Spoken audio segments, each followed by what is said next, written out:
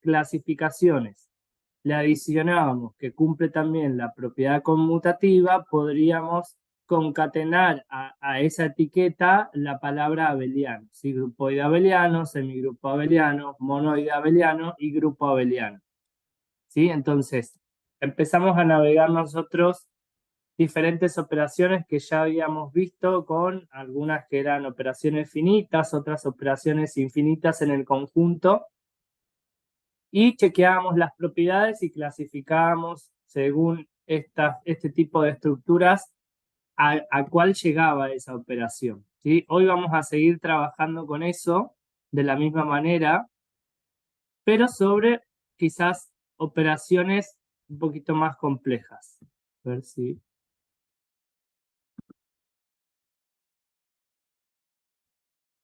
Como por ejemplo, vamos a ver este ejercicio, el 18, que nos habla de un conjunto, fíjense que es S, un conjunto, el cual dentro de este conjunto están las funciones f, que va de x hacia x, ¿sí? Dentro de un mismo conjunto, pero están solamente las funciones que son biyectivas, ¿sí? Con lo cual, nosotros vemos que acá tendríamos un conjunto, ¿sí?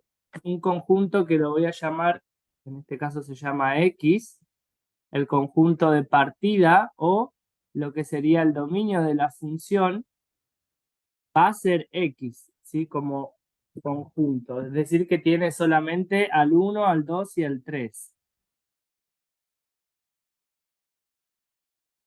Y como imagen también tiene al mismo conjunto, ¿sí? Esto es lo que sería la imagen de la función, también tiene el mismo conjunto X, que va a ser el 1, el 2, el 3. Entonces, cuando nosotros pensamos en la cantidad de funciones que son biyectivas, ¿sí? Nosotros podemos asociar que al tener tres elementos, la cantidad de funciones van a ser justamente la cantidad de permutaciones que podamos hacer en este conjunto imagen partiendo de este mismo conjunto dominio. Acá donde vemos un ejemplo, una función biyectiva, puede ser que cuando ingresa la función 1, esto me devuelva 2 como imagen, cuando ingrese 2 me devuelva 1, cuando ingrese 3 me devuelva 3, ¿sí? Pero también puedo jugar diferente y decir, bueno, cuando ingrese 1 me devuelve 1, cuando ingrese 2 me devuelve 3 y cuando ingrese 3 me devuelve 2. ¿Sí? Con lo cual generé otra función biyectiva definida dentro de ese mismo conjunto, tanto de partida como de llegada. Por eso se dice que cuando hablamos de funciones biyectivas definidas en un conjunto, van a ser tantas como permutaciones pueda encontrar en el conjunto. Esto que vemos acá, P3, son permutaciones. Y son las permutaciones que podemos definir en la imagen, ¿sí? Porque el dominio siempre es el mismo, lo que va a variar es para ese valor del dominio cuál sería la imagen, ¿sí? Por eso es que decimos que la cantidad de funciones, si vemos que tiene tres elementos, el conjunto de dominio e imagen, podemos hablar entonces de P3, ¿sí? Que las permutaciones se pueden representar como el factorial de ese número. 3 factorial me da 6. Esto me indica que tengo 6 funciones. Estas son la cantidad de funciones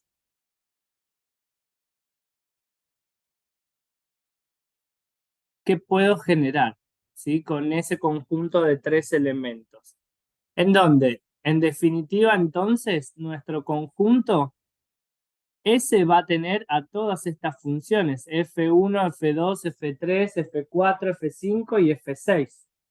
¿Sí? Entonces, si nosotros quisiésemos representar cuáles son esas combinaciones, bueno, podríamos trabajarlo en una tabla marcando que en esta posición lo que estoy teniendo es justamente el dominio de la función y en esta posición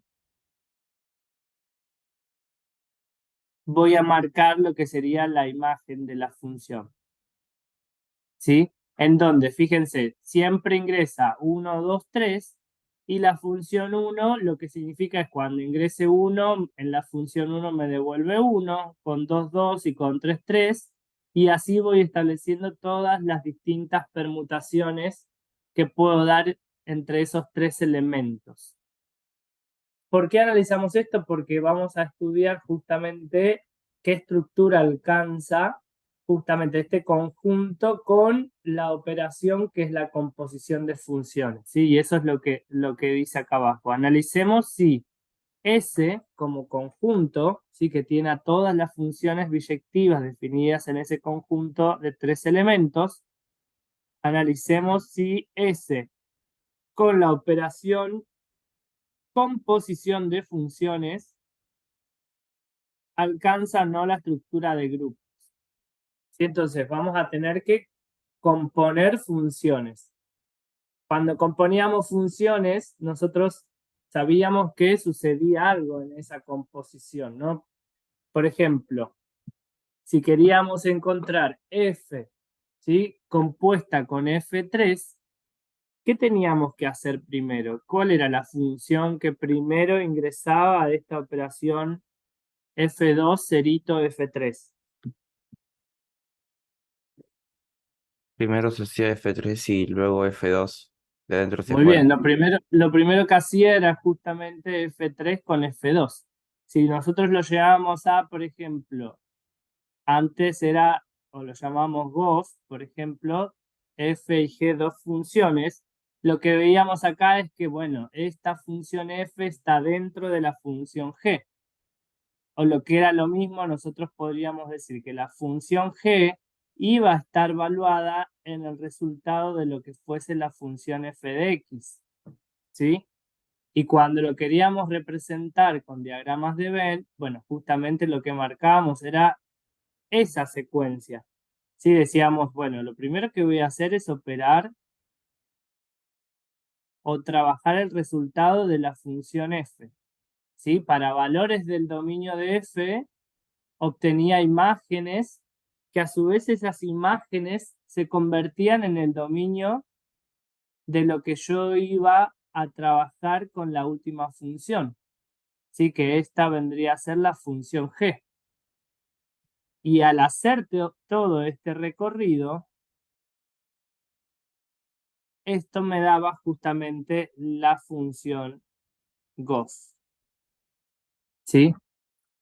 Y si yo les pregunto, ¿esto es igual, viendo la estructura, que f o g? ¿Sería lo mismo trabajar GOF que FOC? No, no, no, no. No, ¿sí? Porque en realidad la operación ya sabíamos desde funciones que no es conmutativa. No es lo mismo, ¿sí? Permutar y operar, porque justamente cambiaba. O sea, el dominio, si bien había condiciones que cumplir, el medio, ¿sí?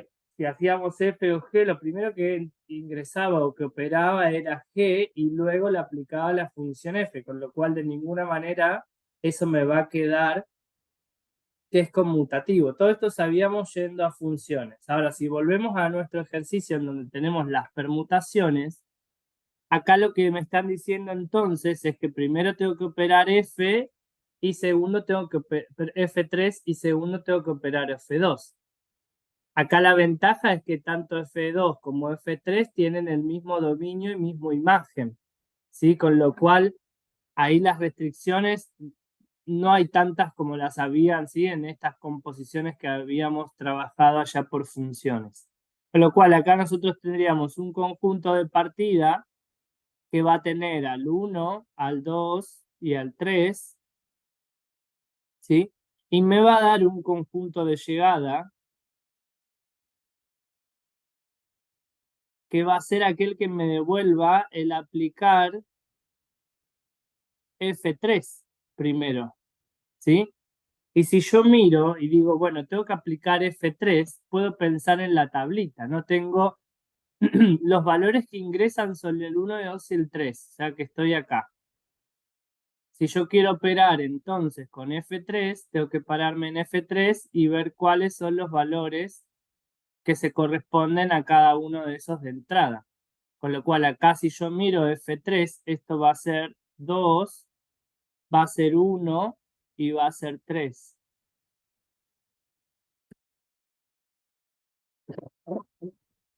En ese orden, ¿sí? Lo estoy ordenando también en cómo van resultando las ejecuciones. Ahora, lo que tengo que hacer es obtener con estos valores de entrada cuáles son las salidas tras aplicar ahora lo que sería la función F2. ¿Sí? Acá voy a aplicar la función F2 y tengo que ver, bueno, si voy a F2, tienen que entrar los mismos valores, 1, 2 y 3, pero en F2 estos van a ser los resultados. Con lo cual, yo tengo que pensar también en ese orden, ¿no? Acá el primero que ingresa es 2. Si yo miro con 2, el resultado de F2 es 3. Con lo cual voy a colocar acá 3. Voy a 1. Al ingresar 1 en F2 me da 1. Y cuando voy a 3, bueno, me tiene que dar 2. ¿Sí? Entonces, todo esto que nosotros tenemos acá no es más que la composición F2 con F3. Que si nosotros miramos en la tablita esta que mencionábamos recién, que teníamos todas las permutaciones, la composición, mirando este resultado, si yo solo pienso en el dominio original frente a este resultado, significa que cuando ingrese 1 a la función, el resultado de 1 va a ser 3, cuando ingrese 2, el resultado va a ser 1, cuando ingrese 3, el resultado va a ser 2. Entonces, lo que voy a hacer es, para este valor del dominio, que se corresponde con los valores que voy ingresando en esta tabla, en esta posición, me voy a fijar si hay alguna función que se corresponde con estas salidas. Si entonces voy a revisar cada una de las funciones y veo que, bueno, cuando entra 1 me tiene que devolver 3. O sea que tengo dos opciones hasta ahora, F5 o F6. Ahora, cuando ingresa 2, tiene que devolver 1. O sea que ya es esta el resultado, ¿sí? Puedo ver que F5 se corresponde con esa composición, ¿sí? Y esto va a suceder con todas las composiciones que nosotros hagamos de las funciones que yo pueda obtener definidas en un mismo conjunto, ¿sí? Funciones biyectivas. Por eso es que, ¿hasta acá viene bien? ¿Habían visto el grupo de permutaciones? ¿Se va entendiendo cómo las opero y llego? Sí, sí, profe. Sí, sí. ¿Sí? Bueno, entonces, si nosotros hacemos toda esta secuencia de composiciones o sea, con todas las funciones posibles, con estas 6 funciones, podríamos trabajar en lo que sería la tabla de la operación, como la ven acá. Si nosotros decimos, bueno, en realidad estoy componiendo funciones, ¿sí? Que nacen de las permutaciones de S3, ¿sí? Entonces, dispongo las funciones, las voy componiendo y voy obteniendo cuál es el resultado. Y así como antes vimos que al componer F2 con F3 nos dio F5, bueno, si voy operando cada par de funciones, siempre me va a dar otra nueva en ese mismo conjunto. Sí que es por eso que podemos completar esa tabla como la vemos ahí. Entonces, mirando esa tabla, vamos a responder, ¿sí?, a estas preguntas para poder clasificar incluso ese conjunto con esa operación, qué estructura alcanza. Si les pregunto si esta operación es cerrada, ¿qué me podrían responder? Que sí lo es. Que sí lo es, ¿no? Y acá el check está porque los resultados de todas las operaciones, ¿sí?, dieron elementos que pertenecían al mismo conjunto, ¿sí? Ahora, me preguntan si es asociativa. Y acá lo que nosotros podemos hacer también es irnos a la composición de funciones, ¿sí? Como el grupo S es un subconjunto, ¿sí? De un grupo de funciones mayor, podríamos pensar que sí va a ser asociativa por ser la función, la operación, la composición de funciones, ¿sí? Ahora, la siguiente pregunta me habla de si es conmutativa. ¿Qué creen?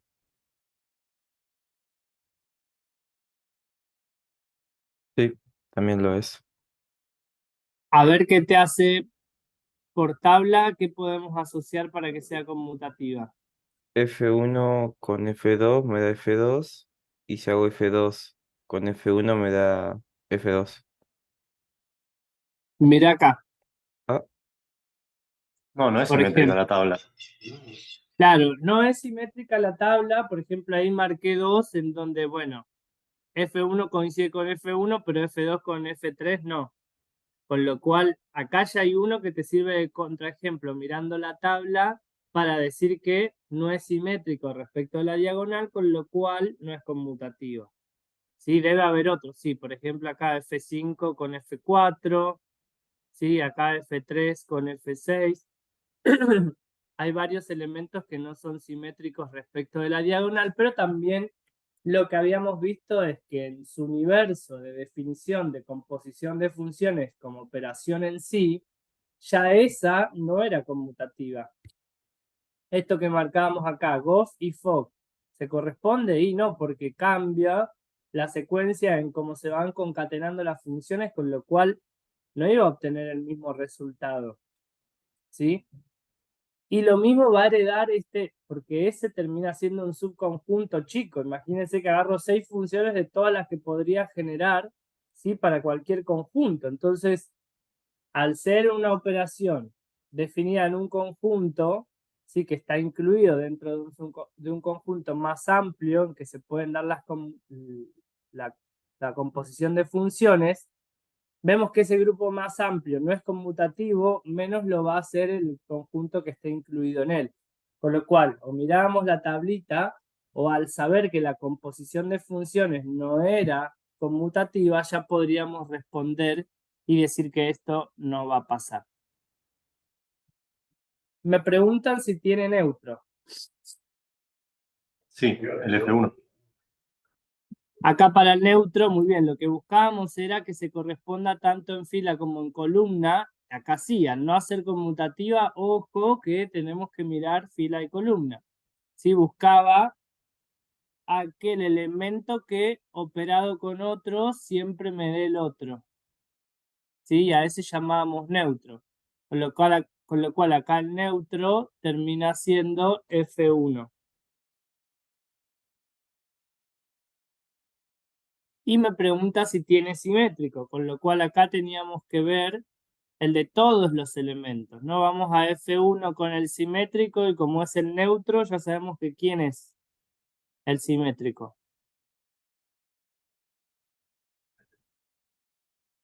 F1. F1, ¿sí? Siempre se va a dar esa correspondencia. Entonces, ahora para buscar el simétrico de los demás, lo que hacíamos era justamente buscar el neutro y entender qué elemento operado con ese me da el neutro. ¿Sí? Entonces voy a F2 y busco a F1, está marcado en amarillo. ¿Me da el mismo F2? Sí, Vamos al simétrico de F3. Me paro en F3, busco el neutro y voy hacia arriba. También me da F3. Vamos a F4. Me paro en F5. F4, F5. Muy bien.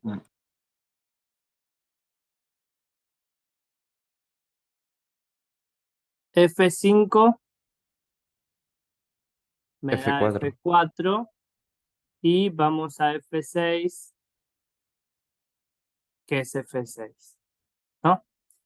Listo, entonces, como todos los elementos del conjunto tienen simétrico, podemos decir que es una operación simétrica. ¿Sí? Si hay alguno que no tiene simétrico, suficiente como para decir que no va a ser simétrica la operación. ¿Sí? De contraejemplo marcamos ese. Entonces, viendo que es una operación cerrada, que es asociativa, que tiene neutro y tiene simétrico, podríamos decir que ese conjunto con la operación composición de funciones es un grupo.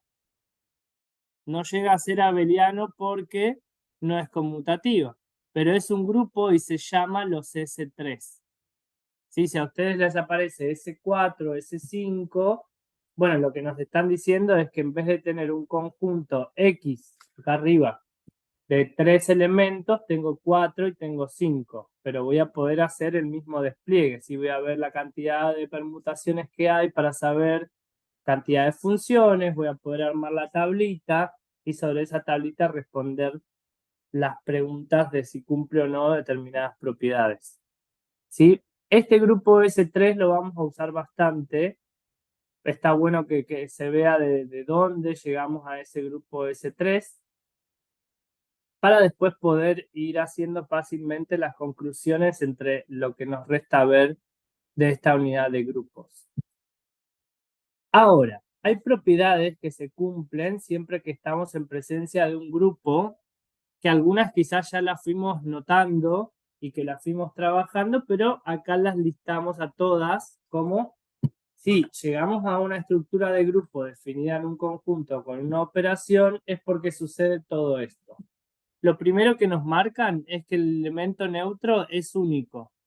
¿Sí? Desde aquella definición del neutro donde decíamos existe uno para todos los del conjunto, bueno, estamos viendo que el neutro era uno. Sabemos también que el neutro es su propio simétrico, ¿sí? Que esto es lo que venimos notando que siempre pasa. La propiedad involutiva del simétrico. Claro, que si yo hago el simétrico del simétrico de un elemento, eso me va a dar el mismo elemento. El simétrico de un elemento es único, siempre que hablamos de un grupo. ¿Sí? Acá me está marcando que es único, con lo cual es una pauta súper importante. Después tenemos que para A, B, dos elementos que pertenecen al conjunto, lo que puedo pensar es que si yo opero A con B y calculo su simétrico, esto va a ser lo mismo que operar el simétrico de cada uno de los elementos. ¿Sí? Acá la siguiente propiedad me dice que la ecuación A operado con X igual B es igual a a X operado con A igual B. ¿Por qué? Porque tiene solución única. ¿Sí? Estoy hablando de lo mismo, siempre que lleva un grupo. Después me habla de que el elemento idempotente es el neutro. ¿Sí? Y lo último que tenemos acá, que para dos elementos que pertenezcan al conjunto, que si A simétrico me da igual a B, entonces no voy a tener duda de que el simétrico de B va a ser A. Sí, que era lo que veníamos notando acá, por ejemplo, no sé, f de 4, el simétrico de F4 es F5, el de F5 no puede ser otro más que F4. Si eso se va a corresponder siempre que estemos en presencia de un grupo. Otra clasificación que podemos dar son los elementos regulares, ¿sí? Que se encuentran definidos en un semigrupo con neutro. ¿Sí? Podemos hablar de que para un elemento que pertenece al conjunto, nosotros podemos decir que es regular a izquierda, y fíjense lo que pasa acá, ¿no? Posiciono a ese elemento operado a izquierda contra X y contra Y. ¿Sí? Acá tenemos A operado con X y A operado con Y. Si es que A es regular, entonces lo que va a significar es que yo voy a poder simplificar ese elemento A y quedarme directamente con X igual Y. ¿Sí? Eso significa que sea regular a izquierda, que si opero ambos del lado izquierdo, podría simplificarlo y me da el mismo resultado X igual a Y. Y lo mismo sucede con si es regular a derecha. Si regular a derecha, acá voy a operar a derecha ese mismo elemento y lo que significa entonces es que es una especie de simplificación, X va a ser igual a Y. Ahora, pensándolo a izquierda o a derecha, podemos decir que un elemento es regular, en líneas generales, ese elemento puede ser regular si es regular a izquierda y es regular a derecha.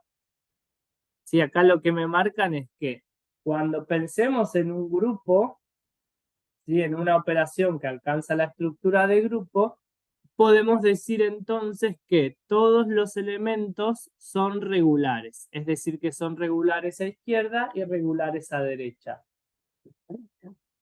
Todos los elementos de un grupo.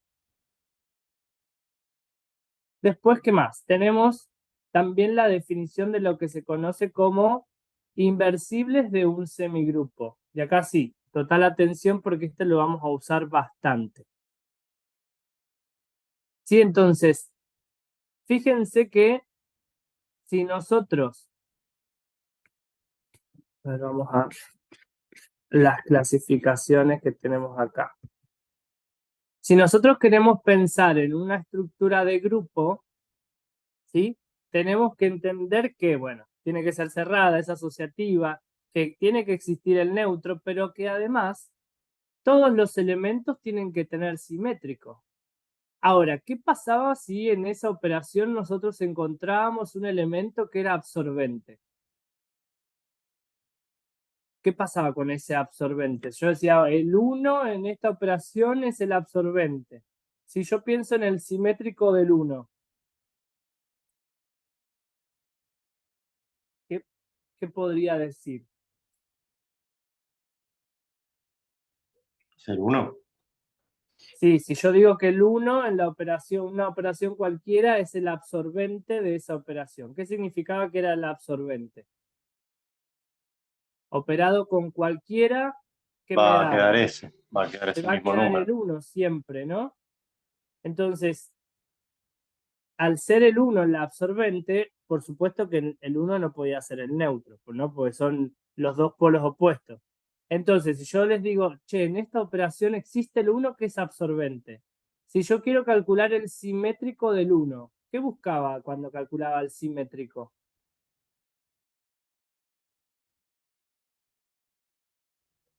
¿En qué resultado da el neutro? ¿En qué resultado da el neutro? Entonces, si yo digo, che, tengo un absorbente que operado con cualquiera siempre me da 1.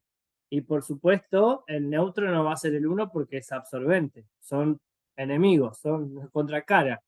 Ahora, si yo digo, che, tengo que buscar el simétrico del 1, pero si el 1 es absorbente, nunca va a tener simétrico ese absorbente. ¿Sí? Imagínense qué pena, ¿no?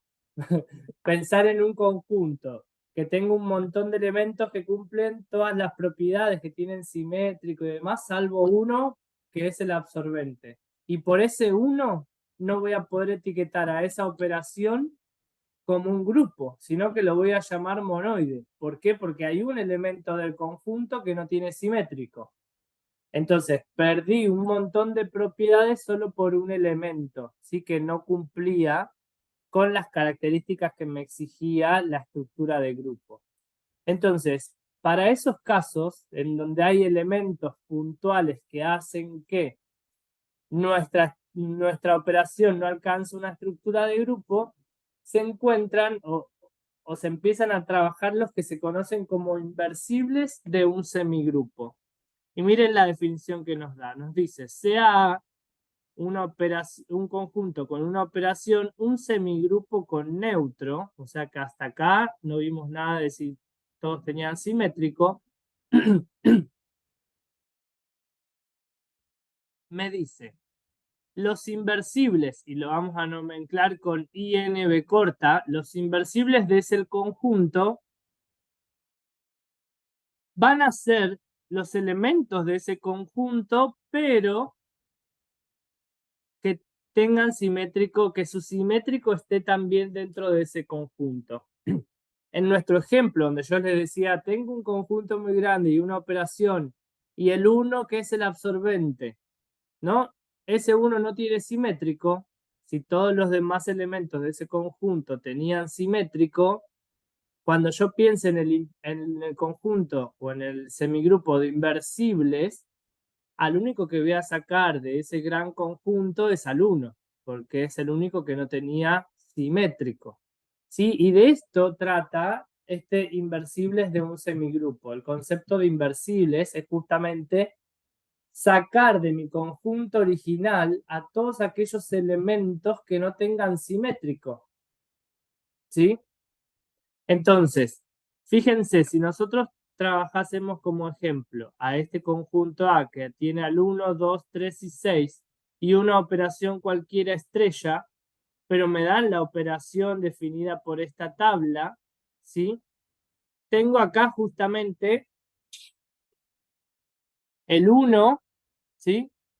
Que el 1 operado con cualquier elemento siempre me da 1. Entonces, si yo quiero marcar acá, podría decir que tengo un elemento que es absorbente, que es el 1. Después, ¿qué más puedo observar de la tabla? Que tengo al 1, 2, 3, 6, ¿sí? Y al 1, 2, 3, 6 como neutro, con lo cual el neutro de esta operación podría ser el 6.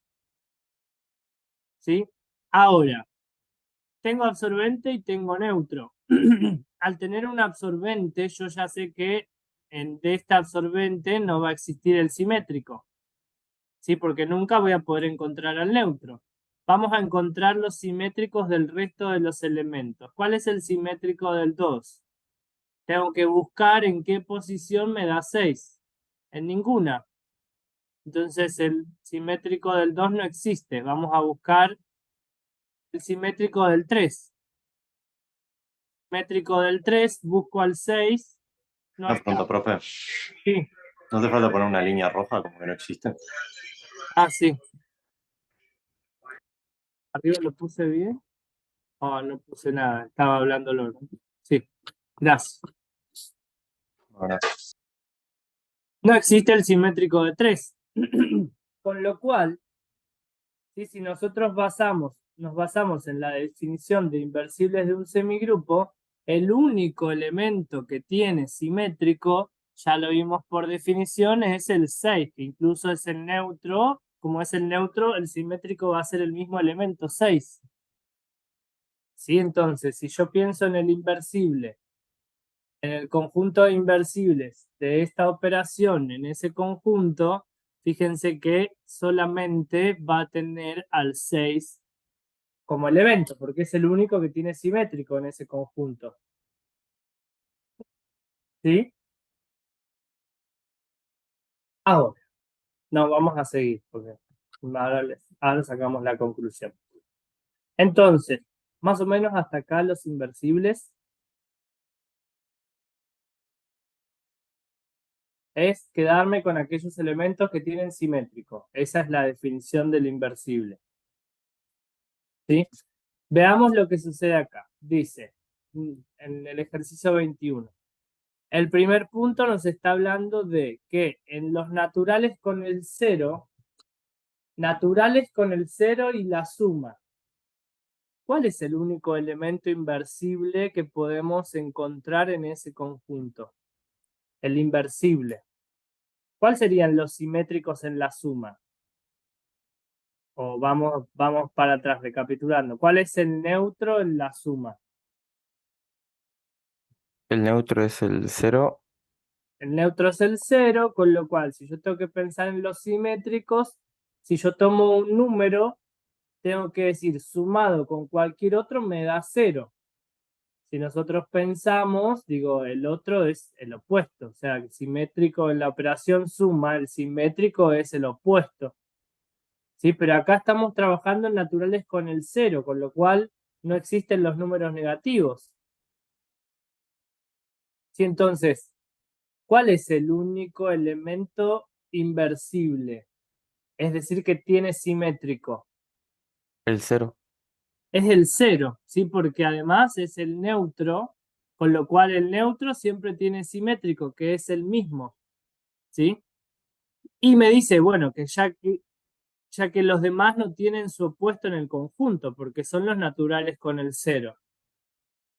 ¿Sí? Vamos a Z5 con la suma de clases.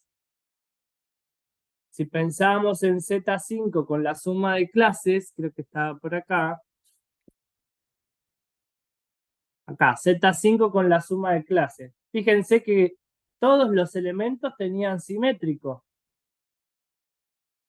Entonces, si yo pienso en los inversibles de un Z5 con la suma de clases van a ser todo el conjunto, o sea, todos los Z5. ¿Sí? Entonces acá los inversibles son el Z5, todo el conjunto completo.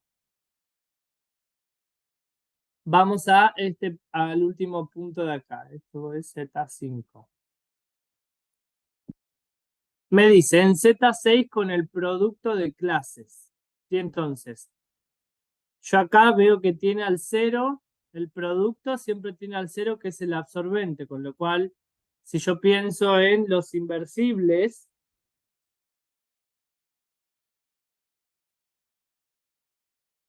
cuando yo voy pensando en los inversibles de Z6 con el producto de clases, yo ya sé que no va a tener al 0, ¿sí? Porque el 0 no tiene simétrico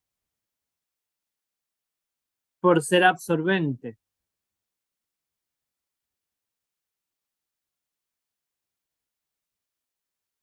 ¿Sí? Vamos a buscar al neutro. ¿Cuál es el neutro? Bueno, el neutro, como es el producto, va a ser el 1. ¿Sí? Con lo cual, al ser el neutro, ya sabemos que el simétrico del 1 va a ser el 1. Entonces, en los inversibles voy a tener al 1, a la clase del 1. Y ahora voy a buscar al resto. Voy a decir, bueno, me voy a posicionar al 1, ya está. Ahora voy a buscar en el 2, ¿dónde está el 1?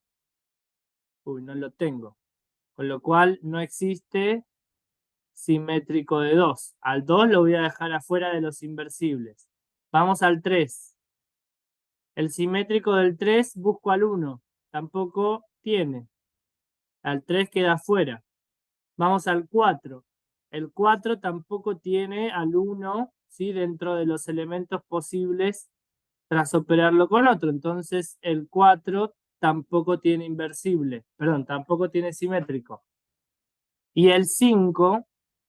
vemos que el 5 nos da, el 5 operado con 5 me da 1, con lo cual el simétrico del 5 es 5.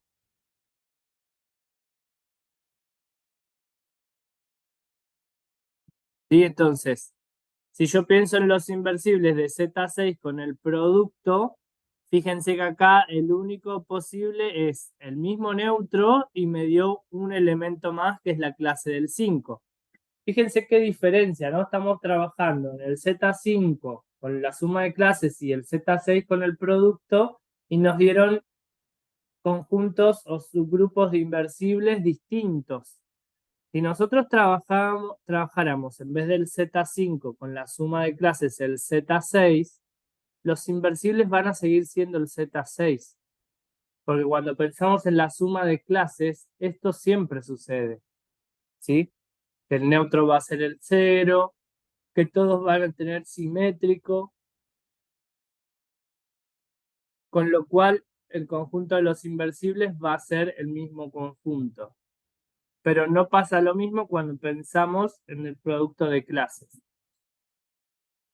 ¿Sí? Hasta acá, ¿cómo encontrar los inversibles?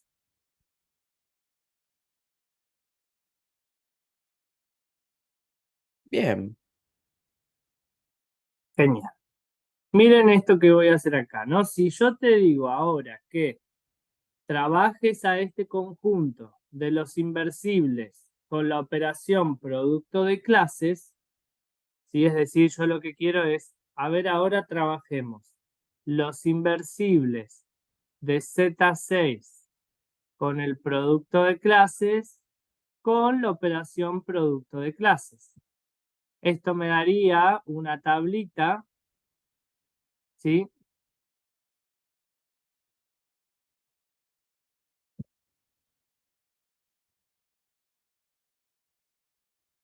Esto me daría una tablita que va a ser el producto de clase y los dos elementos que tienen los inversibles de Z6 con el producto de clase son el 1 y el 5.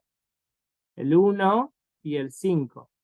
Con lo cual, bueno, acá yo ya sé que el 1 es el neutro, con lo cual esto va a ser 1 y esto va a ser 5. Esto va a ser 5. Y 5 operado con 5, habíamos visto que era 1. ¿Sí? Entonces, si yo les pregunto ahora, este nuevo conjunto, ¿sí? Supónganse que a este nuevo conjunto lo llamamos que es A. Es un nuevo conjunto que solo tiene al 1 y al 5, que son los inversibles. Los inversibles del Z6 con el producto de clases.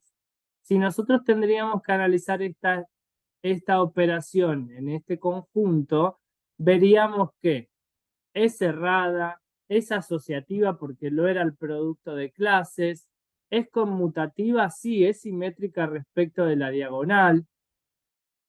También tiene elemento neutro, sí, tiene al neutro, y todos los elementos tienen simétrico.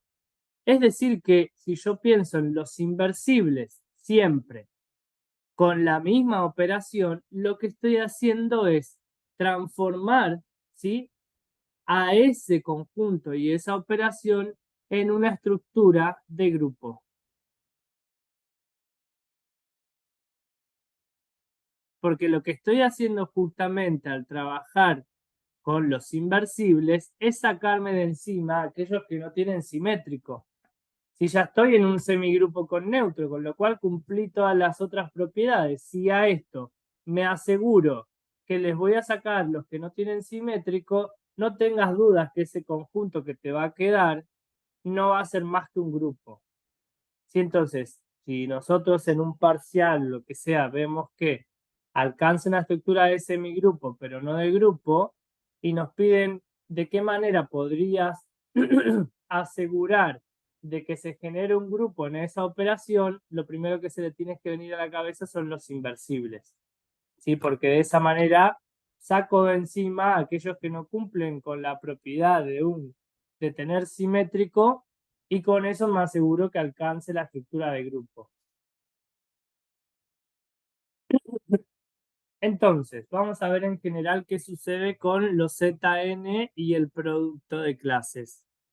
Habíamos visto que los Zn con el producto de clases no alcanzan, o sea, no alcanzan la estructura de grupo, ¿sí? O mismo que tienen un conjunto más chico de inversibles. No pasaba lo mismo con la suma de clases. En la suma de clases todos eran inversibles, en el producto de clases no, solo algunos.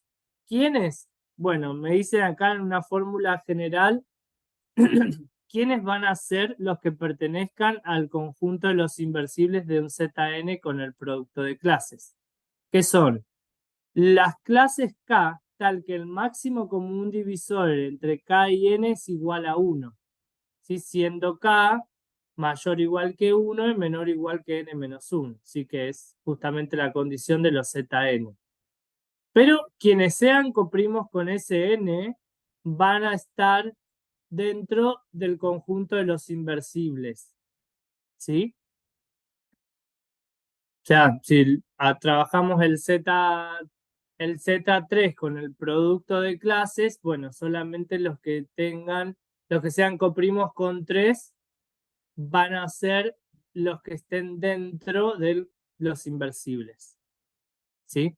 Fíjense que acá nos dice K mayor o igual que 1, con lo cual descarta el 0 absolutamente, porque bueno, ya sabemos que va a ser el absorbente. ¿Sí? Esto es para anotar en un resumen, ¿no? Digo, siempre que aparezca, tengo que calcular los inversibles de Zn con el producto de clases, ya sabemos de qué manera encontrarlos rápidamente. Y me dice una propiedad, sea un conjunto y una operación, un semigrupo con neutro, entonces, miren lo que aparece acá, los inversibles de ese conjunto, con esa operación es grupo, siempre. Y se lo conoce como el grupo de inversibles del semigrupo A con la operación. ¿Sí? Bueno, acá lo que habíamos visto antes, ¿no? De los inversibles de Z6, si agarro el 1,5, bueno, es el grupo de inversibles, ¿sí? Que termina siendo grupo. Bueno, nos quedan ver algunas definiciones más y vamos a pasar después a los cíclicos, que es más entretenido e interactivo. Lo que nos queda ver es, por ejemplo, el producto cartesiano entre grupos, ¿sí? Que acá sigue rigiendo la misma norma que el producto cartesiano entre conjuntos, salvo que ahora tengo que considerar tanto los conjuntos como las operaciones. ¿Sí? Me dicen acá, che, tenés un grupo, un conjunto con una operación 1. Tenés otro grupo con una operación 2. Me habla de que son dos grupos con neutro, E1 y E2. ¿Sí? Entonces, lo que tengo que buscar es justamente el producto cartesiano. G sub 1 por G sub 2. Se define la operación, una operación asterisco, ¿sí? Que es diferente a estas dos, pero de alguna manera, cuando piense en el par ordenado que me quede de esa operación, la primera componente va a tener una característica y la segunda componente otra, dependiendo a qué conjunto pertenezcan los elementos. Cuando yo opero, ¿te acuerdas que teníamos que cuando operaba cartesianamente los conjuntos, bueno, acá tenía que corresponderse, digo, acá este A lo voy a poder operar con C siempre y cuando esté dentro de la operación 1. Y lo mismo va a pasar con la segunda componente de cada uno de los elementos en sí mismo versus el del resultado. La segunda componente del resultado va a ser de operar esos dos elementos con la segunda operación. Así yo voy a construir cuál es la operación de ese producto cartesiano entre grupos. Que justamente, ¿cómo voy a poder definirlo? Bueno, diciendo, che, va a ser el producto cartesiano entre los conjuntos y la operación, que es la que te estoy definiendo con esta estructura. ¿Sí? Y se lo denomina grupo producto. ¿Sí? Entonces, una observación que me dan acá, si ambas operaciones son conmutativas, entonces la operación que estoy definiendo para el grupo producto también lo será. ¿Sí? Bueno, y acá es eso justamente lo que me marca, ¿no? Y algunos ejemplos, miren lo que tenemos acá. Dice como Z3 con la suma de clases y Z5 menos el 0 con el producto de clases son grupos abelianos, entonces lo que me dice es que cuando yo trabaje Z3 operado, ¿sí? Cartesianamente con Z5 menos el 0, con la operación tal cual la vimos antes, vamos a llegar a un grupo abeliano considerando justamente la operación con esas condiciones. O sea, voy a poder sumar clases siempre y cuando esté dentro del conjunto Z3 y voy a poder multiplicar clases siempre y cuando esté dentro del Z5 con menos el 0. ¿Sí? Porque está haciendo justamente referencia a las operaciones que se pueden dar en esos conjuntos, ¿sí? Porque no estaba definida la operación producto para los Z3, sino que estaba definida para los Z3 la suma. ¿Sí? Y de esta manera yo puedo, basándome en grupos en sí mismo, poder mixearlo, ¿sí? A través de este grupo, de este producto entre grupos y generar un nuevo grupo. Veamos un ejemplo, ¿sí? Con dos operaciones cualquiera, como es lo que vemos acá. Tenemos a G sub 1 con la operación 1 y tenemos a G sub 2 con la operación 2. Entonces, con la operación 1 me dan esta tabla, ¿sí? Con la operación 2 me dice es esta otra tabla. Lo primero que tenía que marcar es, bueno, justamente quién era ese producto cartesiano, pero entre conjuntos, ¿sí? Entre los conjuntos en sí mismos, G sub 1 y G sub 2. Acá generábamos pares de elementos, ¿sí? Que eran justamente de poder ir relacionando un elemento de un conjunto con todos los del otro, así hasta barrer todos los elementos de ese conjunto. Siempre las primeras componentes de estos pares van a pertenecer a G sub 1 y las segundas componentes a G sub 2. ¿Sí? Entonces, si yo pienso en la operación que me define a este grupo, a este nuevo grupo producto, bueno, esas operaciones van a estar enmarcadas por lo que veíamos antes, que yo decía, bueno, esta operación asterisco la voy a definir operando si las primeras componentes con la operación 1, opero A con C y la operación 1, y opero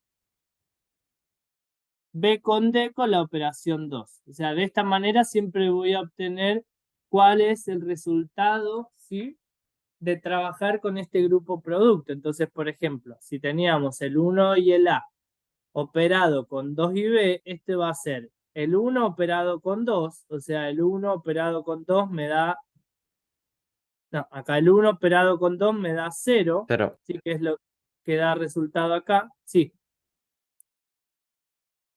No, quedaba 0. Ah, genial. Y después lo que tengo que ver es operar A con B. ¿Sí? Si opero A con B, voy A con B, me da B, con lo cual coloco B acá. Y de esa manera puedo obtener justamente todos los elementos, cómo se relacionan entre sí. Entonces, basándonos en esa operación, a ver, completemos algunos de esta tabla como para saber si tenemos que completar la operación del grupo producto, ¿cómo lo haríamos, no? No sé, vamos a tomar el 1A con el 1B. Tengo que operar el 1 con el 1. ¿Qué me da operar 1 con 1? 2. 2. 2. Y operar A con B B. me da B. ¿Sí? Vamos a este de acá. 2 con A y 1 con A. 2 con 1 0. 0. me da 0, ¿no? Y A con A me da A. Vamos a ver, de acá tenemos que el neutro de esta operación 1 es el 0 y el neutro de la operación 2 es el A. Sí. Y ¿Qué creen que pasaría con esta fila? A ver, vamos, y esta columna, a ver, vamos a hacerlo. Bueno, este me va a dar 0A directamente. Vamos a esta otra. 0 con 0 me va a dar 0 y 0, y perdón, A con B, me da B. B. Sí. Vamos a la siguiente. 0 con 1 1. me da 1 y A operado con A me da A. ¿Sí? Y Va a si dar siempre lo de sigo, la columna, digamos. vamos a esta otra. Digo, 0 con 2 me da 2. Y A operado con A me da A. Sí, a esta, digo, al corresponderse, al trabajar los neutros por separado, si los combino, también va a suceder lo mismo, o sea que se va a corresponder aquel par que contenga el neutro de las dos operaciones por separado, va a ser que funcione como neutro en este grupo producto. ¿Sí? Lo mismo habíamos visto que si tanto la operación 1 como la operación 2 son conmutativas, lo mismo va a suceder con el grupo producto, va a ser conmutativo también. O sea, que hereda las propiedades, ¿sí?, que habían tenido cada uno de los grupos en sí mismo. Con lo cual vamos a poder calcular el simétrico, vamos a encontrar a ese neutro, vamos a saber que es asociativa y puedo siempre basarme, sí, en las operaciones originales de estos dos grupos por separado para poder plantear la de la operación grupo-producto. ¿Sí? Pero de esta manera voy estableciendo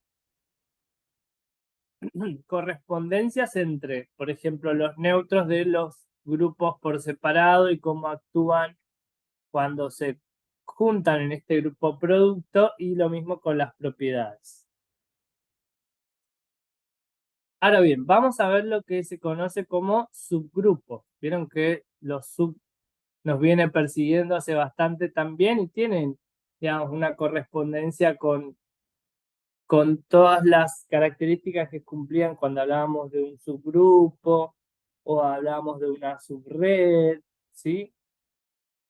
Entonces, vamos a ver que también podemos hablar de lo que sería un subgrupo, ¿sí? La definición nos habla de que sea G con la operación un grupo y H distinto de 0 y H incluido en G, diremos que si H asterisco es un grupo en sí mismo, ¿sí? Entonces H es un grupo de G. O sea que lo que voy a tener que validar cada vez que piense en un subgrupo es si ese conjunto más reducido que marqué también alcanza la estructura de grupo, ¿sí? Por ejemplo, nosotros ya algo de esto estábamos trabajando, ¿no? Cuando veíamos operaciones y decíamos, che, pero esto es un subconjunto del original, con lo cual barre esas mismas propiedades, llega a ser un grupo. Por ejemplo, Z con la suma es un subgrupo de reales con la suma, ¿sí? Z con la suma es un grupo en sí mismo y a su vez es un subconjunto Z de R, de los reales, en la misma operación. Y lo mismo pasaba, por ejemplo, si hacemos que A sea aquellos múltiplos de 3, ¿sí? Que sabemos que es un subconjunto de Z. Bueno, como A en sí mismo alcanza la estructura, A con la suma alcanza la estructura de grupo, es un subgrupo de Z con la suma. Algunos subgrupos especiales podríamos mencionar al que se conoce como al que tiene el neutro con la operación, es el subgrupo trivial, ¿sí? Siempre va a ser un grupo en sí mismo cuando tomemos al neutro solamente la operación. Y después tenemos a todo el conjunto con la operación, es el subgrupo impropio. Sí, el trivial formado por el neutro, y si incluyo a todo el conjunto, que ya era grupo, bueno, es el subgrupo impropio. Y todos los demás que encontremos en el medio, ¿sí? Que podamos encontrar en el camino, se llaman subgrupos propios. O sea, tenemos el trivial, el impropio y todos los propios. Pero hay una condición necesaria y suficiente para la existencia de grupos. ¿Y qué son estas condiciones que vemos acá? O sea, además de, si nosotros queremos ir por probar que ese subconjunto con la operación es un grupo, buenísimo. A veces resulta más fácil barrer este teorema de condición necesaria y suficiente para encontrar más rápido si es grupo o no. ¿Sí? Condición necesaria y suficiente de subgrupos. Partimos de la misma base, de que es el conjunto de la operación un grupo, y vamos a decir que H es subgrupo de G, si solo si pasan estas tres cosas. Primero, que H es distinto de vacío, que H está incluido o es igual a G, con lo cual son dos condiciones que también teníamos en la definición original que dimos de subgrupos. Ahora, la que se agrega y la que nos va a ayudar a tener certeza, porque es condición necesaria y suficiente, es que para todo AB que pertenece a H, que pertenece al conjunto, entonces A operado con el simétrico de B también tiene que pertenecer a H, ¿sí? Al subconjunto. Entonces, si nosotros logramos validar esto para cada elemento del conjunto, bueno, estamos en presencia de lo que se conoce como un subgrupo. ¿Sí? Entonces, veamos un ejemplo de cómo trabajar estas tres cláusulas que nos dan de condición necesaria y suficiente. Por ejemplo, en este ejercicio que ven acá, que nos decían que tomemos como conjunto a NZ. sí que son justamente los múltiplos de n, y con lo cual todos los x tenían la forma de n por k, ¿sí? Tenemos que demostrar que nz con la operación suma es subgrupo de z con la operación suma también. A ver, en definitiva, sabemos que es un subconjunto de z, los nz, ¿sí? Ahora, lo que vamos a tener que probar son estas tres cositas que están acá. Que primero sea distinto de vacío, es decir, que tenga al menos un elemento, que esté incluido en el conjunto más amplio y que cada dos elementos que tome del subconjunto H pueda obtener que el elemento operado con su simétrico también pertenezca a H. Entonces, barremos la primera propiedad, que nos exigía que al menos tenga un elemento. Y fíjense lo que hace acá. Dice, tengo n. Y a n lo puedo armar como n por 1. ¿Sí? Como lo puedo armar como n por 1, significa que este 1 pertenece a z, con lo cual estoy encontrando un elemento que pertenece al conjunto. ¿Por qué? Porque pude marcar cuál es la estructura de cualquiera que pertenece a él. ¿Sí? Entonces, como n pertenece a z, lo que voy a concluir es que nz es distinto de vacío, porque al menos tiene un elemento que es el n, porque lo pude generar, y así podrían haber generado a cualquier otro número, ¿sí? Siempre y cuando garantice que haya al menos uno, ya sabemos que es distinto de vacío. La condición número 2 nos decía que el subconjunto tenía que estar incluido ser igual al G. Bueno, acá lo que tenemos que ver es justamente cómo son los elementos de nz. Digo, para cualquier x que pertenezca a nz, sabemos que x pertenece a z. ¿Sí? Porque justamente lo que estamos viendo entonces es que nz está incluido o es igual a z. Es un subconjunto. Sí, mismo mirando la estructura, digo, voy a tener un n por un k y el k pertenece a z. ¿Sí? Entonces, siempre voy a tener que los elementos de H están incluidos dentro de los de G. Y la última que teníamos que demostrar era justamente la que tomando dos elementos de el conjunto en este caso NZ, lo que teníamos que hacer es que si los operábamos al elemento con su simétrico, también tenían que pertenecer a H. Entonces, tomando A y B dos elementos de NZ, sabemos que los voy a poder escribir como al A como N por K y a B por N por T, siendo K y T dos elementos que pertenecen a Z. Entonces, como yo tengo que pensar en el simétrico, este simétrico que tengo acá, si lo pienso en la suma, habíamos visto que era el simétrico en la suma es el opuesto. ¿Sí? Entonces, como yo tengo que operar, acá me dice, che, agarrar el elemento y operarlo con el simétrico del otro y fíjate si sigue perteneciendo al conjunto. Bueno, la operación que tengo que utilizar es la suma. ¿Sí? Entonces acá voy a operar con la suma. Pero voy a operar al elemento A y el simétrico de B.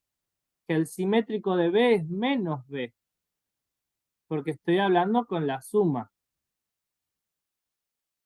Entonces, al ser menos B, va a ser menos N por T, que era lo que valía B.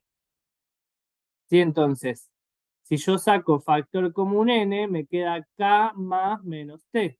K más menos T es un valor que pertenece a Z. Como yo pude llegar, vamos a llamar a esto W, como yo pude llegar a algo de la forma N por W, estoy en presencia, ¿sí?, de un numerito que pertenece a NZ. Porque los NZ eran de la forma N por un K.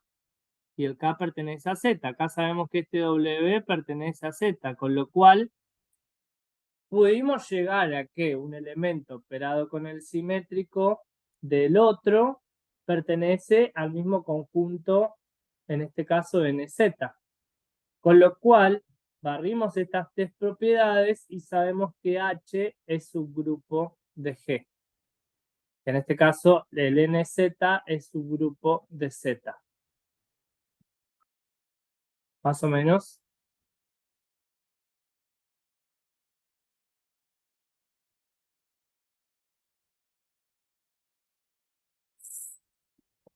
Sí, sí, sí. A ver, denme un segundito. A ver, perdón.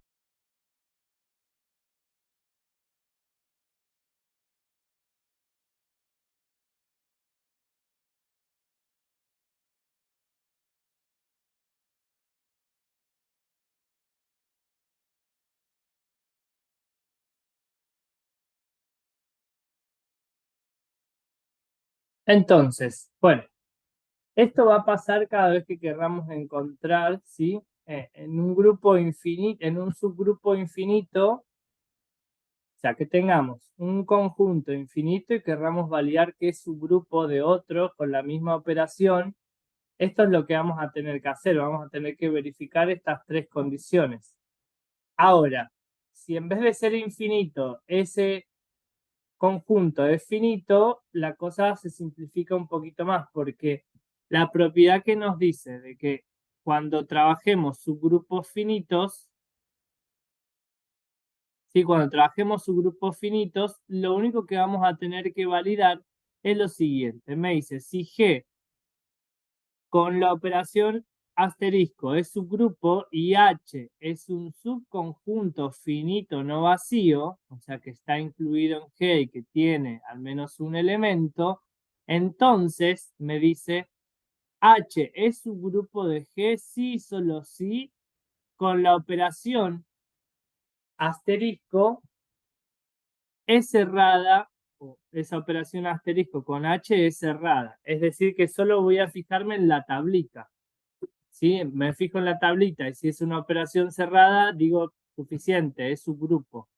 Esto pasa cuando son finitos, ¿sí? No hay que verificar esas tres propiedades, sino que con validar que sea cerrado ese conjunto con esa operación es suficiente. Entonces, tomemos de nuevo el grupo de las permutaciones, ¿sí? S3 con la operación composición de funciones. Si nosotros miramos, digo, bueno, voy a tomar a H como H es un subconjunto de el S3. ¿Sí? ¿Por qué? Porque tiene al F1 y F2, es distinto de vacío, listo, está incluido y además es distinto de vacío. Ahora, si yo tomase con la composición de funciones a F1 y a F2, la tablita me quedaría robándome los mismos elementos. Acá F1 tenía a F1 y a F2, lo mismo en columna, y acá tenía a F1. Entonces, como miro esta tablita y es cerrada, porque fíjense que no hay elemento que me dé por fuera de H, como es cerrada, por lo tanto podría decir que H con la composición de funciones es subgrupo de S3 con la composición de funciones. Solo porque es cerrada, ¿sí? O sea, al ser cerrada me habilita esto. Ahora, hagamos lo mismo con T. Y acá vemos que T está incluido en S3. También tiene al 1, al 2 y al 3. Y que también es distinto de vacío.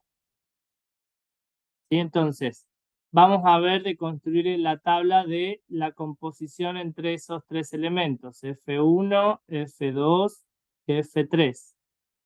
Y acá tengo lo mismo con F1, F2 y F3. Con F1 tengo a los mismos valores, F1, F2 y F3. Lo mismo en columna, acá tengo F2 y acá tengo F3. Me voy copiando de lo que está acá, ¿eh? F2 con F2 me da F1, acá tengo F5, acá tengo F4 y acá tengo F1. ¿Sí? Entonces, lo que tengo que verificar es si esta operación es cerrada. Si yo miro la tabla, encuentro, por ejemplo, a F5, que no está dentro del conjunto. También encuentro a F4, que no está dentro del conjunto, con lo cual nosotros podríamos decir que no es cerrada la operación, o sea, en el conjunto H con la operación composición de funciones. Esto me habilita a decir que no es subgrupo de S3 con la composición de funciones. ¿Sí? Si tenemos un conjunto finito, basta con verificar si es cerrada o no la operación. Y si tenemos un grupo infinito, bueno, tenemos que caer en la demostración como la que vimos antes, ¿sí? De validar justamente que cumplan con esas propiedades. ¿Sí?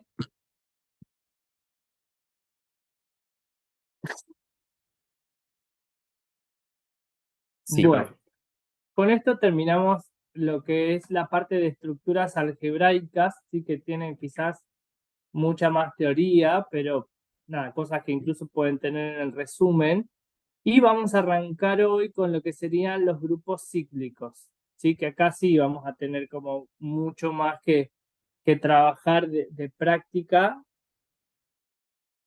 Y que para hablar de grupos cíclicos, primero tenemos que hablar de generadores y concluir en esos grupos cíclicos, ¿sí? Y vamos a partir de esta definición, en donde tenemos que sea G con una operación un grupo y un elemento A que pertenece al conjunto, nos dice que llamaremos su grupo cíclico de G generado por ese elemento A al conjunto formado por, y a estos subgrupos cíclicos los vamos a nomenclar con estos símbolos, ¿sí? De mayor y menor, encerrando al elemento al cual estamos queriendo calcular justamente el subgrupo cíclico de G generado por ese elemento a los A elevado a la n, con A perteneciente a Z.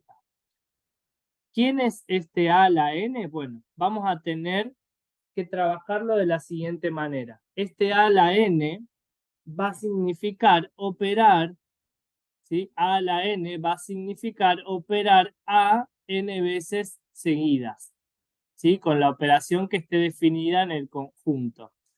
También voy a tener a elevada a la menos n, porque n pertenece a z, o sea, voy a tener a los positivos y a los negativos, y también al 0. Entonces voy a operar, en vez de en sentido creciente, voy a ir operando, ¿sí? Los para el lado negativo, ¿sí? O sea, trabajamos con el simétrico de los elementos. Y cuando yo piense en A a la 0, esto va a ser el neutro. Entonces, cuando lo vemos por tabla, es más simple incluso pensar en esa definición cada vez que querramos encontrar el subgrupo cíclico de G generado por un elemento particular. Imagínense que tenemos un conjunto A que está formado por estos elementos y una operación cualquiera. ¿Sí? Que la operación nos las definen por la tablita. Entonces me piden que obtengamos el subgrupo cíclico generado por el elemento D. Lo primero que vamos a encontrar acá es al neutro. En esta operación, ¿quién sería el neutro de esa operación? A. A, ¿no? Acá tenemos a A como neutro. Perfecto. Entonces, a mí lo que me están diciendo es que vas a tener que encontrar el subgrupo cíclico generado por D. Es decir, los D a la N. Los D a la N tal que N pertenezca a Z. La definición, ¿no? Ahora, ¿Qué significa encontrar los d a la n? Es que voy a tener que operar d n veces, ¿sí? Con la operación que me están dando. Acá es como una X con un círculo, ¿sí? Entonces voy a operar así d n veces.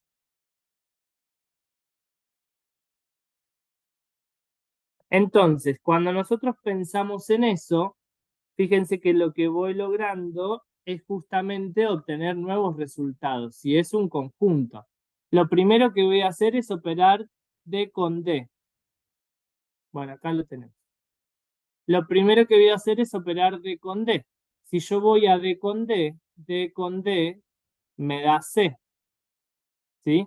Entonces, la primera vez que yo voy operando a este conjunto, a este elemento D con sí mismo, me da C. ¿Sí? Ahora, ¿qué tendríamos que hacer? Fíjense, si yo ahora opero con D, en realidad tendría 3 veces D, ¿sí? Pero yo ya calculé antes que me había dado operar D con D, me había dado C. Entonces, en realidad cuando lo opere 3 veces va a ser C operado con D. Entonces, esto va a ser C operado con D. A este lo vamos a cambiar, porque quiero que vean algo. C operado con D me da B, ¿sí? Que es esto que está acá. Ahora, si yo vuelvo a operar, así tengo que hacer n veces, ¿sí? Hasta que haya algo que me los va a hacer empezar a repetir. Ya vamos a ver eso. Entonces, al operarlo 3 veces, esto me dio B. Vamos de nuevo, voy a operarlo 4 veces. Entonces, por un lado voy a tener que, si lo opero hasta 3 veces, me da B. Y si lo opero con una vez más, me da A. O sea que voy a tener que buscar B en esta posición y voy a tener que buscar otra vez a D. Entonces acá esto me va a dar A. ¿Sí? Ahora, habíamos visto que el A era el neutro. O sea que si yo opero a este valor A con D, que es lo último que me quedaría hacer, voy a llegar a D como resultado. ¿Sí?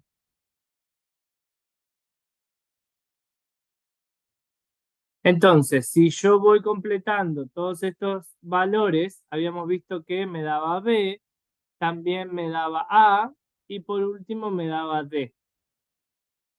Ahora, si yo quiero empezar, fíjense, una vez que llegué a D, habíamos operado ¿cuántas veces? Esto es D operado con D, operado con otra vez D, operado con D, esto me había dado A. Si yo lo opero otra vez con D, o sea que hasta acá me dio A. Si yo lo opero otra vez con D, todo esto, ¿cuánto me daba? A operado con D me da D. Si yo continúo y digo, quiero seguir operando y voy a ver qué me da. O sea, si lo opero con D, esto sería operado con D. ¿A dónde volví? Al inicio. Al inicio, ¿no? A este que teníamos acá. Al primero de todos. O sea que esto me daría C. Es decir, que esto me da C. Vuelvo a empezar. Con lo cual, fíjense que yo voy a iterar cíclicamente hasta encontrar este conjunto hasta llegar al neutro. ¿Sí? O sea que yo viendo el neutro, cuando yo llegué al neutro, sé que el siguiente va a ser el simétrico. Perdón, va a ser el... Me fui. Cuando yo opere al neutro, va a ser justamente el mismo elemento D, con lo cual la cuenta empieza a volver a empezar. ¿Sí? Y si yo... No, vamos a verlo después, a los simétricos. Pero fíjense algo, ¿no? Si yo les pregunto cuál es el simétrico...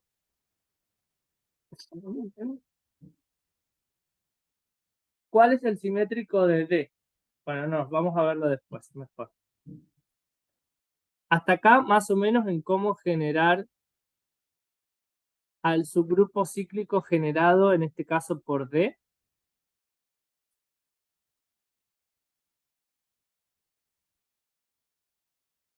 Sí. ¿Sí? Bueno, entonces, como nosotros sabemos calcular los subgrupos generados por cada uno de los elementos, podríamos empezar a hablar de lo que se conoce como grupos cíclicos. Así que los grupos cíclicos acá nos ponen una condición, nos dicen, un grupo G con la operación es cíclico, denme un segundito.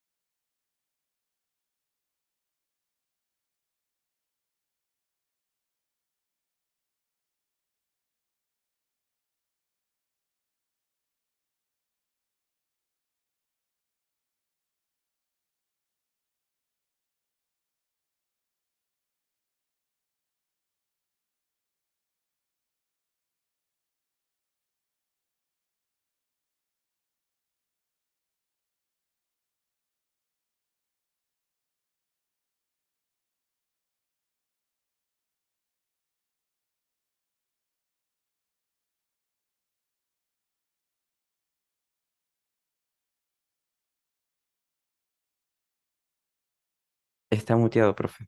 Se está hablando.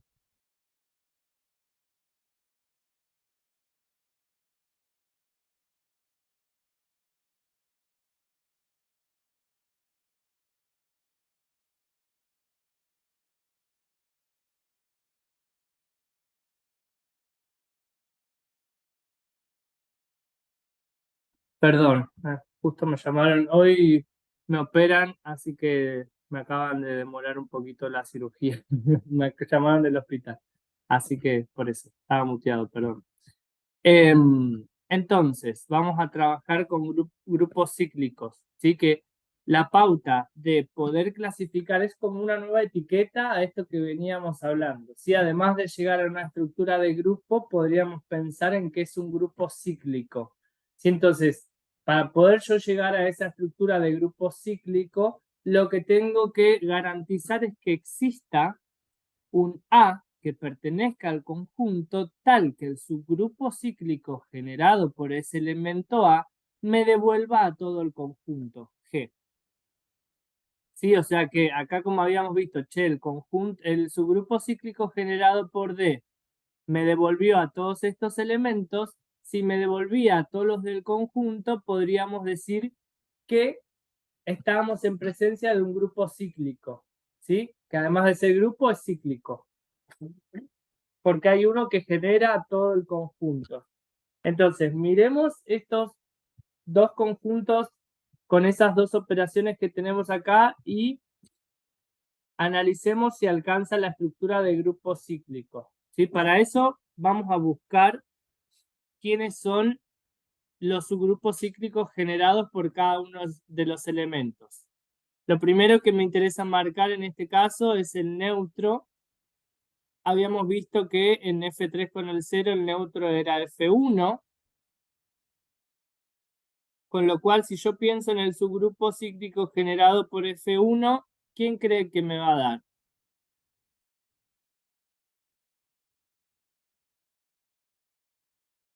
F1. F1. F1 es el neutro. ¿no? Cuando yo opere F1 con F1 me da F1. Nunca voy a salir de F1, ¿no? Y me va a quedar F1. F1 con F1 y así sucesivamente, o sea que es F1. Al ser el neutro, el subgrupo cíclico generado por el neutro siempre es el mismo.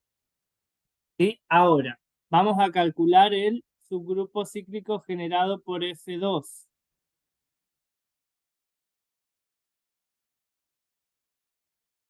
Acá lo que podemos pensar es, bueno, hacer F2 operado con F2 me da F1. ¿Sí? Y al tener F1, el que sigue, F2. F2. Siempre cualquier subgrupo cíclico generado por un elemento va a tener al mismo elemento, ¿sí?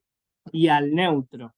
Con lo cual yo puedo partir de esa base también para poder marcar el primer elemento. Yo sé que del subgrupo generado por F3 va a tener al F3 seguro. Ahora voy a ver quiénes siguen. Miren esto. O sea, voy a ir a F3 y voy a operarlo con F3. Me va a dar F1. Entonces F1. Como F1 es el neutro, yo ya sé que directamente termino acá. Una vez que llegue al neutro, termino. Vamos a hacer lo mismo con F4. Con F4 yo ya sé que voy a tener a F4 seguro y vamos a operar. F4 con F4, F4 con F4 me da F5. ¿Sí? F5. Ahora voy a operar F5 con F4. Fíjense que el que voy moviendo es el de esta posición y este queda fijo. Si entonces F5 me da F1. Como me dio F1 y este es el neutro, acá yo ya sé que voy a parar. Una vez que llego al neutro, paro. ¿Y por qué les propongo? Digo, sabiendo que siempre en un subgrupo cíclico va a estar el mismo elemento y que quien me va a terminar el corte de ese ciclo es el neutro, si yo presto atención, ¿no? Y a mí me dicen, si yo opero F4 con F5 te da el neutro. ¿Quién es entonces F5 de F4?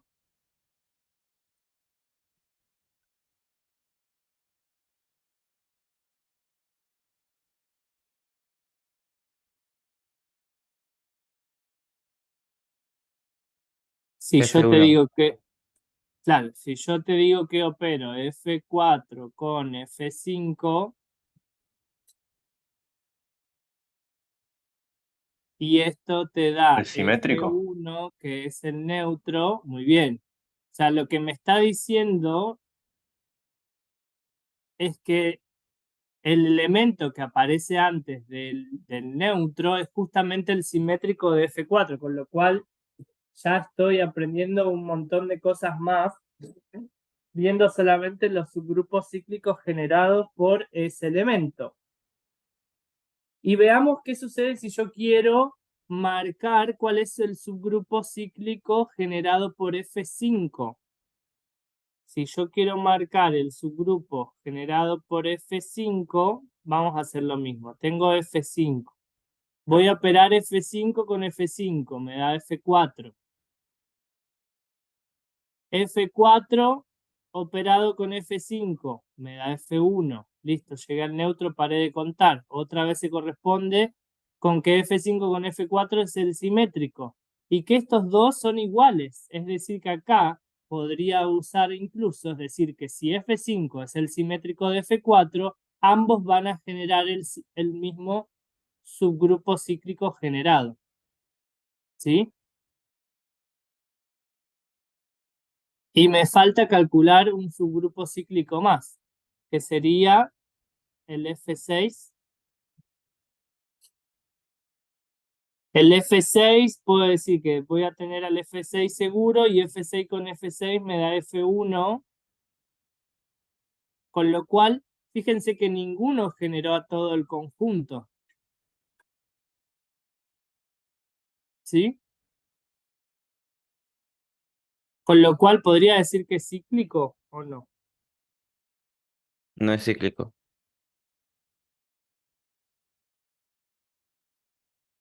Perfecto.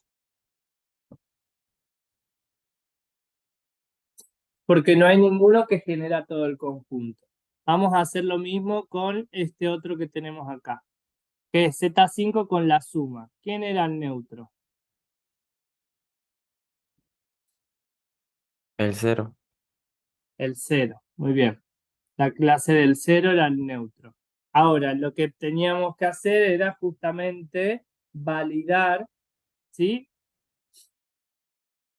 ¿Cuáles son los subgrupos cíclicos generados? Bueno, ya sabíamos que el del 0 iba a ser el 0.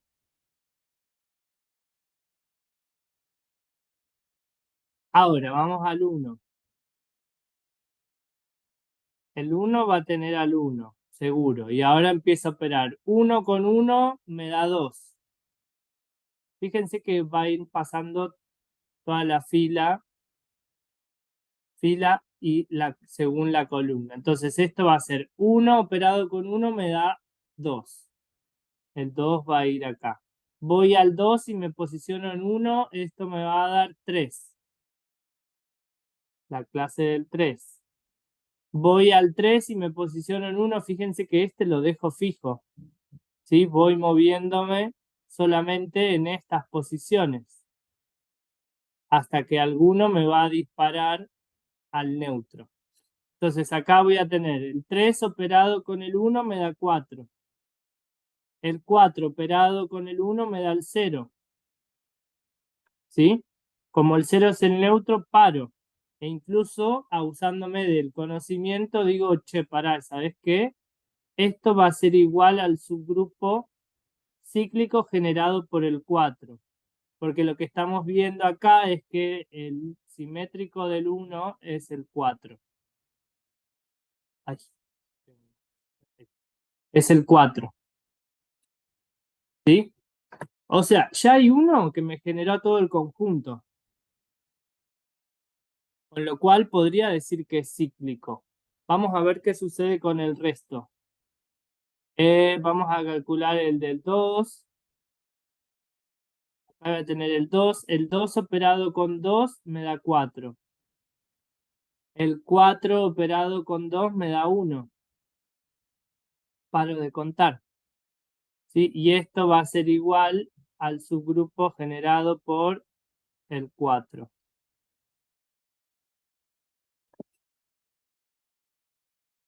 Ah, no, me falta, no, paré antes.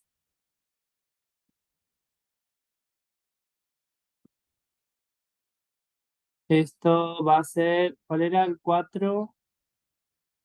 El 4 con el 2, el 1. Y ahora vamos, el 1 con el 2, el 1 con el 2 me da 3. Y el 3 con el 2 me da 0. Ahora, esto es igual también al subgrupo cíclico generado por 3, porque el 3 es el simétrico del 2. ¿Sí? Con lo cual acá tenemos otro elemento del conjunto que me genera todo el conjunto. Fíjense que ya barrimos todos los subgrupos cíclicos generados por los elementos. Con lo cual podemos ver incluso que al cada uno de estos haber generado a todo el Z5, podemos decir que es cíclico. ¿Sí?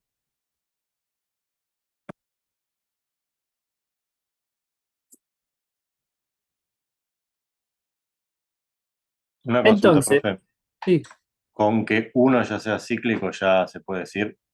Con que exista sí, solo porque uno. me piden, dice que exista un elemento. O sea, no te Claro. dicen que todo, sino que exista algún elemento que genera todo el conjunto. Con eso se puede considerar que es cíclico. Este existe de acá, te marca el que tiene que existir, al menos uno.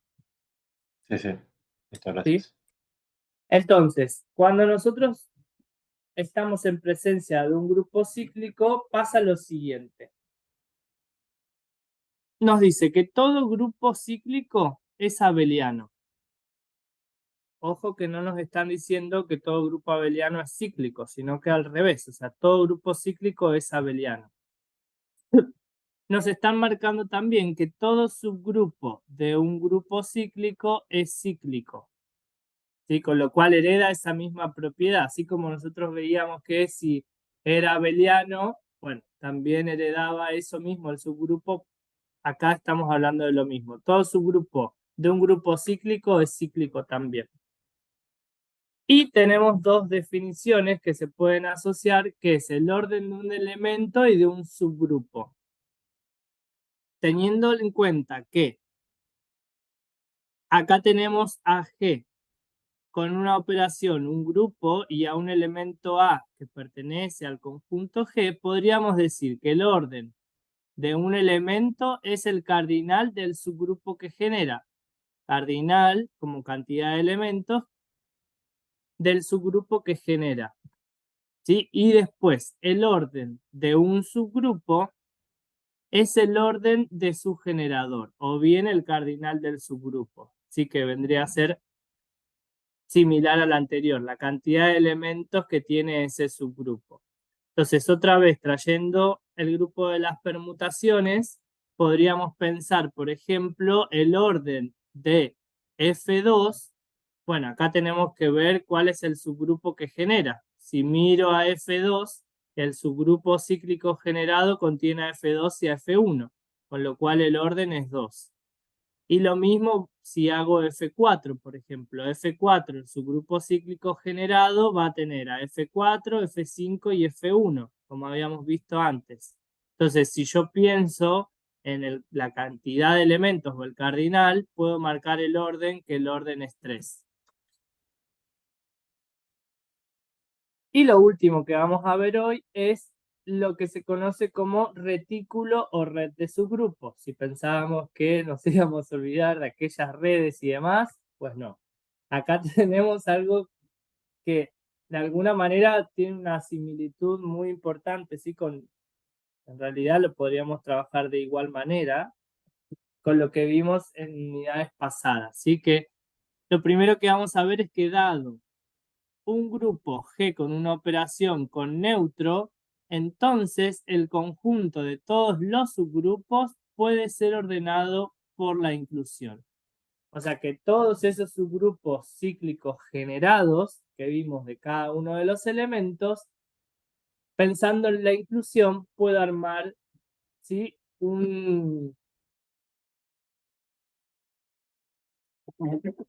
Puedo armar un diagrama de Hasse con la inclusión. Y me dicen que si G es finito, entonces los subgrupos de G con la inclusión es una red con primer elemento, fuertísimo, ¿no? Es una red con primer elemento, el subgrupo trivial, con otro color, esto es una red en donde lo que nos está marcando es que el primer elemento, el subgrupo trivial, o sea, el que tenía el neutro, y el último elemento es el subgrupo impropio, es decir, al que tenía todo el conjunto. Entonces, si nosotros hacíamos, como bien antes, de generar los subgrupos cíclicos de cada uno de los elementos, podríamos incluso a cada uno de ellos, acá están los subgrupos cíclicos, ¿no? Que acá este se corresponde, este subgrupo se corresponde con el subgrupo generado por F1. Creo que es el zoom lo que hace eso.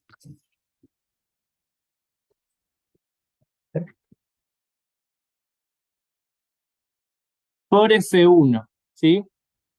Ahora, H2, fíjense que a cada subgrupo cíclico generado le pone un nombre cualquiera para que en el gráfico sea más simple. ¿Sí? El H2 es el subgrupo generado por F2 y así puedo ir marcando cuál es el subgrupo cíclico generado por cada uno de ellos y que los etiqueté con un nombre. Sí, acá fíjense que H6 contiene a todo S3, con lo cual este grupo es cíclico, ¿sí? Entonces, habíamos marcado que el primer elemento va a ser el grupo trivial, o sea, H1, y que el último elemento va a ser el impropio, el que contenga todos los elementos, ¿sí? Entonces, de esa manera, pensando en la inclusión, acá me están diciendo que voy a tener a los subgrupos con la inclusión. Esto que tenemos acá es una red. ¿Sí? Entonces, los voy a ordenar por la inclusión. H1 está dentro de todos los conjuntos, el resto de los conjuntos. Pero entre ellos no hay ninguno en común, ningún elemento en común, con lo cual todos están en la misma línea de átomos, ¿sí? Y luego de esa línea de átomos le corresponde directamente el H6, que es el subgrupo impropio. ¿Sí? Entonces, de esta manera, siempre que piense en la red de subgrupos cíclicos generados por los elementos, puedo tomar a la inclusión para generar esta red. A ver. Bueno, no, esto lo vamos a ver la próxima clase. Bueno, entonces, pueden de la guía trabajar en construir, sí, y validar si son grupos cíclicos o no, y trabajar también acerca de los subgrupos, y les pasé el fin de semana un video para que vean acerca de las propiedades, también para que puedan ver cómo se ven las propiedades en las tablas y refrescar un poquito esa parte. Y con todo eso vamos a concluir la semana que viene esta unidad de grupos, ¿sí? Que ya es 30, así que venimos bien. Sí, sí, sí. Bueno, revisen después los cuestionarios, las fechas que tienen de apertura y cierre. Yo las voy a revisar también por si hay que extender alguna, pero estaban pensadas para que cuadre justo, así que nada, cualquier comentario que quieran hacer, bienvenido, ¿sí? Así que pueden escribirme.